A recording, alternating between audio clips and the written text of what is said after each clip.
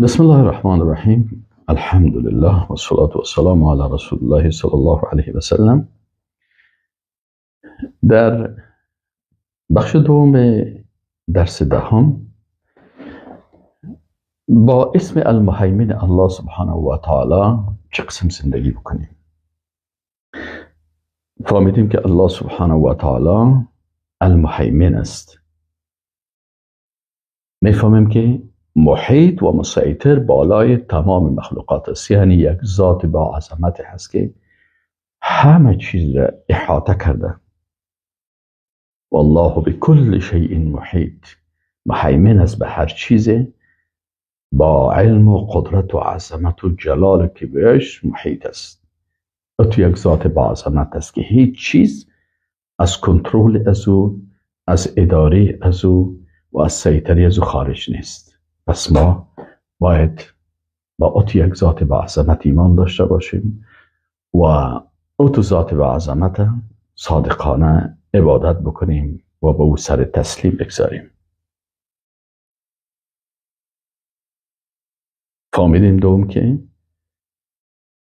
المحیط المسیطر القائم به اعمال مخلوقات، ذاتی که اداره و کنترل کننده تمام مخلوقات است.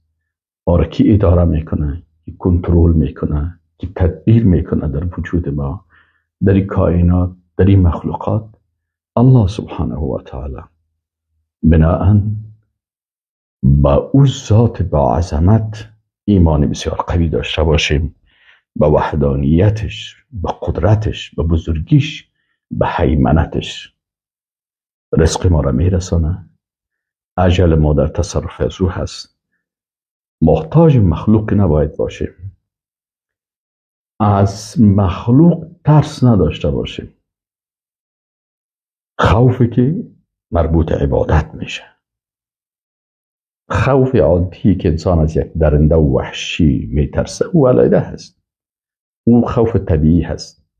اما خوف عبادت که به جلال و عظمت از او تسلیم باشیم، با قلب ما به او امیدوار باشه و خوف و رجا داشته باشه، الله سبحانه و تعالی هست. رزق ما را میته و اجل ما به دست از اوست. او هست که مرگ ما را تعیین میکنه. مخلوق بجز تنفیذ کننده حکم از او نیست. ملک الموت نمیتونه ما و شما را، روح ما را قبض بکنه مگر به حکم الله. وقتی که اجل ما رسید، حکم الله برش میشه که فلان شخص روحش قبض کنین. او فقط نه مطابق امر الله روح میگیره و با خود میبره، به جایی که الله برش حکم کرده. پس الله هست که اداره و کنترل کننده اعمال ارزاق ما هست. با این شکل باید زندگی بکنیم و اجل ما. و هو الرقیب الشهید، او ما را مراقبت میکنه، از او حیا بکنیم. حاضر است و میبینه ما را. رحمان و رحیم هست، مهربان است و ستیر است. عیبای ما را میبینه و ستر میکنه. در غیر از او از همش آگاه است، از کلش آگاه است که ما در کدام لحظه چی گفتیم و چی کردیم، در کجا، در کدام منطقه، در کدام وقت. از کل زی آگاه است و باید به می شکل ما زندگی بکنیم. این قسم زندگی بکنیم که حتی اگر در یک اتاق تنها هستیم، فکر نکنیم که تنها هستیم. الله مراقب ماست و الله شاهد است و حاضر و ناظر هست. الله، نه مخلوقات.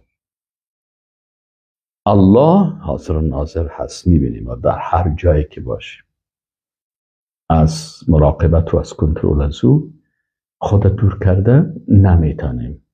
از این خاطر با او صادق باشیم و مطابق احکامش عمل بکنیم و اگر از پیش ما کدام وقتی فراموش شد، اشتباه کردیم، به بارگاهش رجوع بکنیم و از او مغفرت بخواهیم و توبه بکنیم و از اعمال زشت خود اظهار ندامت بکنیم. استغفر الله و اتوب الیه. اللهم إني أصبحت أشهدك وأشهد حملة عرشك وملائكتك وجميع خلقك أنك أنت الله لا إله إلا أنت وحدك لا شريك لك وأن محمدا عبدك ورسولك. اللهم أنت ربي لا إله إلا أنت خلقتني وأنا عبدك وأنا على عهدك ووعدك ما استطعت. أعوذ بك من شر ما صنعت. أبوء لك بنعمتك علي وأبوء لك بذنبي فاغفر لي فإنه لا يغفر الذنوب إلا أنت. والسلام عليكم ورحمة الله وبركاته.